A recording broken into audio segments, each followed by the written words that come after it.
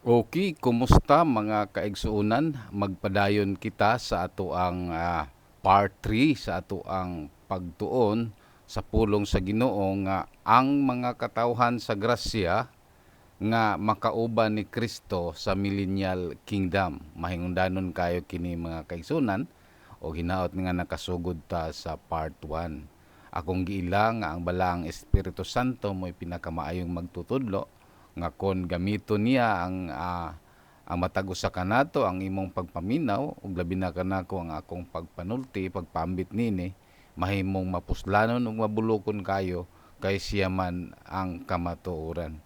So nining taknaa mga kaigsuonan atong lantawon ang atong balaang nga kasulatan, ayaw si Piata ang pag-ukab sa imong Biblia aron imong malantaw mga kaigsuonan unsa gayod ang mga kikinahanglan aron ang mga katawhan sa grasya makauban ni Kristo diha sa iyahang gingharian. So una, ang mga tao nga natawo pag-usab. Sultihan ko ikaw igsuon nga ang tao kung kas-ara matao, kaduha siyang mamatay, kamatayon sa lawas ug kamatayon sa kalag sa impyerno. Muna nga kusganon gayod ang mga pagtulun-an ni Kristo nga gikinahanglan gayod nga ang tao mataw pag-usab. Natawo ta sa unod ug gikinahanglan matawo ta diha sa espirituhanong pagkatao.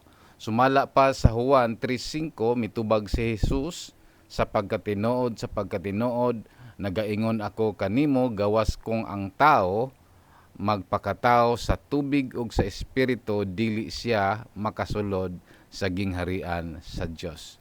So usa sa mga mahinungdanong requirements mga kaigsunan aron makasulod kita sa gingharian sa Dios, kinahanglan mataw kita sa tubig ug sa espiritu.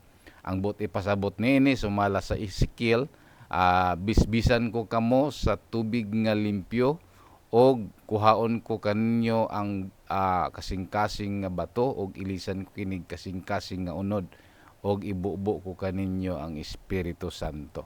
So ang pasabot ni ining mataw sa tubig ug sa espiritu mao ang paglimpyo og ang pagpakunsad sa balaang Espiritu Santo mga kaigsunan. So muna number 1 mga kaigsunan, kinahanglan makabaton kitag espiritual nga amahan. So kung kita na tao sa unod o ang ato ang ginikanan dili Dios, ang atong pamilya dili Dios, so karon mga kaigsunan kung mataw ta pag-usab, makabaton tag langit nung amahan. Matud pa diha sa Roma 8:15 nakadawat kita og espiritu sa pagka-inanak, spirit of adoption. Muna nga sa 1 Juan 5:1, ang tanan nga mituo nga si Jesus mao si Kristo gipanganak sa Dios ug ang tanan nga ginahigugma sa nanganak nahigugma usab sa gipanganak. Muna nga walay duda nga kung ikaw midawat ka kang Kristo Jesus ug nagbag-o, gitagaan kag katungod nga mahimong anak sa Dios. Juan 1:12, ako man usab mo nang walay duna nga managsuon ta apan mga kaigsunan atong palawman ug unsa gayod ug asa gayod ang mga nahimong anak sa Dios. So gikinahanglan alang kanato ang maghigugmaay ang pagsunod sa kabuton sa Dios tungod kay kita gihatagan na niya kahigayunan nga mahimong mga anak sa Dios. So nakabaton usab kitag langit nung inahan. So kung ang tao mataw sa hingbit diha sa pamilya sa Dios, gawas nga dunay amahan, makabaton og langit nung inahan. So sumala sa Galacia 4:26, apan ang Jerusalem nga atoa sa itaas mao ang may kagawasan nga mao ang atong inahan. Kinsa man ang ato? Si Pablo gaingon mga kaigsunan, og ang tanang mga born again, ang tanang mga niluwas, ang tanang mga sakop sa iglesia, o ang tanang mga gitawag sa Ginoo adunay espirituhanong inahan. Unsa may ibot pasabot ni ining inahang Jerusalem? Diha sa Mikyas 4:2, ang pulong sa Dios nagikan sa Jerusalem. Mao kini siya ang ato ang origin of our heavenly race. Mo kini ang tinubdan sa ato ang langit nung kagikan, espirituhanon nga kagikan, o sumala sa mga health expert nga ang usa ka bata nga mataw kinahanglan didto usa mututoy sa gatas sa inahan aron walay sambog ang pagkaon samtang siya mudako. Og mao kana mga kaigsunan nga ang Jerusalem mausab ang tinubdan sa walay sambog nga pagkaon sa atong kalag. Daghang mga Kristohanon karon nga born again kuno, apan ang ilahang pagtulunan gikan sa Amerika, nagtutoy sila sa pagtulunan gikan sa Korea, gikan sa Pilipinas, atong mga kaigsoonang INC gikan sa Pilipinas ang ilahang doktrina. So apan ang tinuod nga iglesia, mga kaigsunan, mga born again, anak sa Dios ug mga linuwas, ang ilahang espirituhanong inahan mao ang Jerusalem.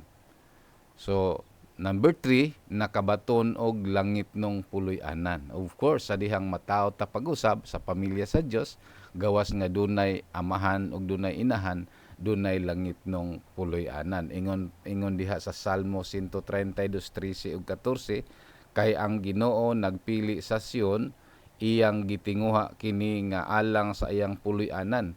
Kini mao ang akong dapit nga pahulayanan sa walay katapusan, dinhi magpuyo ako kay gitinguha ko kini. Daghang mga tao, mga kaigsuonan, nag-question nganong ako kuno kanunay naghisgot og sayon. Mga kaigsuonan, sultihan ta mo. Napaka saya kapag sumunod po tayo sa kalooban ng Diyos Ama.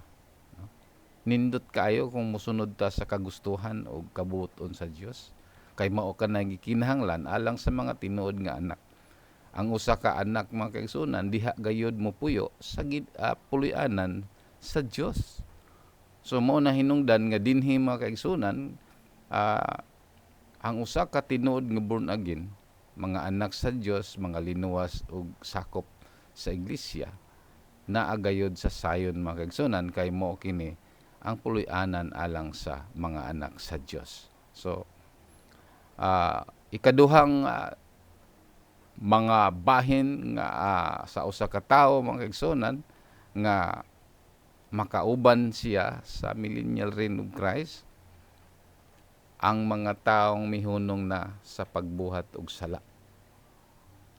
Diha sa social media nahimo kining controversial nga isyu tungod kay daghan kanila, daghang mga tao nga magtutuo nga hangtod karon nanalipod sila sa ilahang pagkamakasasala.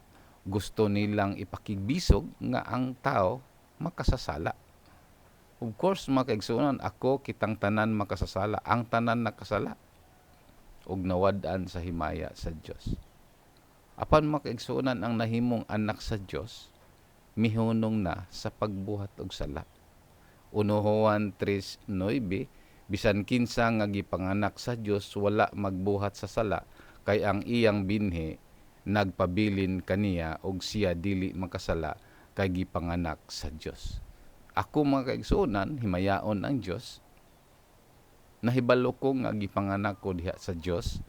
Nakabaton kog amahan, ang Dios nga amahan, nakabaton kog langit nung inahan, ang Jerusalem, dili si Maria.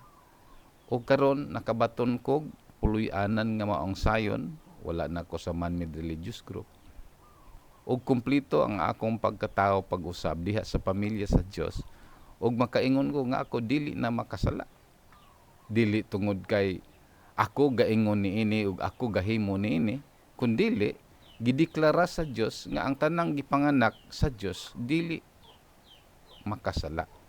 Sa ato pa, sa dihang bata pa ko sa pagtuo, mahimong nasipyat ug napakyas ko sa daghang bahin. Apan sa dihang mitubo ko, mga kaigsuonan, sa pagkahamtong nga diin makapanudlo na sa pulong sa Ginoo, gikinahanglan alang kanako ang pagdeklara nga dili na makasala nganuman. Unsaon man ako pag pamatuod sa pulong sa Ginoo nga insakto kung ako mismo nagpadayon pa sa pagpakasala. So ang proseso, mga kaigsunan, mao nga Baton ni David, sa akong kasing-kasing gitipigan ko ang imong mga pulong aron ako dili makasala batok kanimo. So available sa atong panahon ang dili makasala. Sa diha nga ang tao kaantigo na magtipig sa pulong sa Ginoo. So controversial kini nga isyu kay kini nga pagbarog mga kaigsunan individual nga harong sa Dios. So kung maminaw ko sa palibot, maminaw ko sa mga tao, mahimong mangyamid ang uban apan dili na ang mga tao ug dili na ang yawa mo'y akong gipaminaw kun dili ang pulong sa Dios. So gibarugan nako ang iyang mga saad og kini maoy proseso sa taas nga level sa pagtuo sa diha nga mutindog ka na sa mga gipamulong sa Ginoo. Gitawag ni siya pagtuo tungod kay pagsalig sa mga butang nga bisan wala pa nakita. So kini gikahimut-an gayud sa Dios mga kaigsunan. Kaniadto makasasala ako sa dihang akong gihinulsolan ang tanan dayon 1 Juan 1:9 ang Dios nagsaad nga kung atong isugid ang atong mga sala matinud-anon siya nga mospasaylo sa tanan natong mga sala og limpyuhan ta niya sa tanan natong pagkadautan. Sa tupa tinuod gayod ang mga pasalig sa Ginoo mga igsoon. So ang Kristo nga akong nadawat mga kaigsuonan, Kristo nga dunay gahom sa pagwagtang sa sala. Matod pa sa Juan 1:29, Anyos dikitulis piti kamundi, ang kordero sa Dios niya nagwagtang sa sala sa kalibutan. So dili ang ngayan ang tao magpadayon sa paghimog sala. Nganuman, kung basahon nimo ang 1 Juan 3:8, ang nagpakasala iya sa yawa. So mga kaigsunan sa diyang natao kita sa pamilya sa Dios, dapat mungunong na kita sa pagbuhat og sala. So gimbutan ng daan igsoon, no? Gimbutan ng daan nga mahimong balaan og walay sala. Kadtong mga katawhan sa grasya nga ikauban unya sa Ginoong Hesukristo sa millennial, gibutan na daan nga mahimong balaan ug walay sala. Sumala sa Episo 1:4.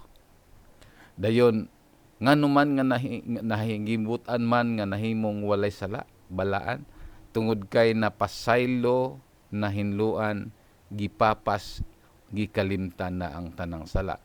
1 Juan 1:9, Hebreo 10:10, 14 ug 17.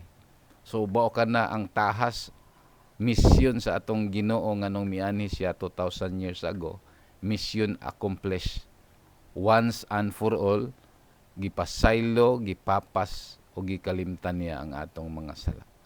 So mao kana mga kaigsunan ang mga katawhan nga ikauban sa atong Ginoong Hesukristo sa millennial kingdom. Walay kunot buling umansa nga makapuyo didto. Muna karon pa lang daan nasitol na ang atong mga sala. So dalaygon ang Dios, himayaon siya sa pagtuo nga iyang gihatag kanato mga kaigsunan. Daghan pang mga video nga kauban niini, hinaot nga nakasugod ka og makapadayon hantod sa part 6. Shalom, God bless you.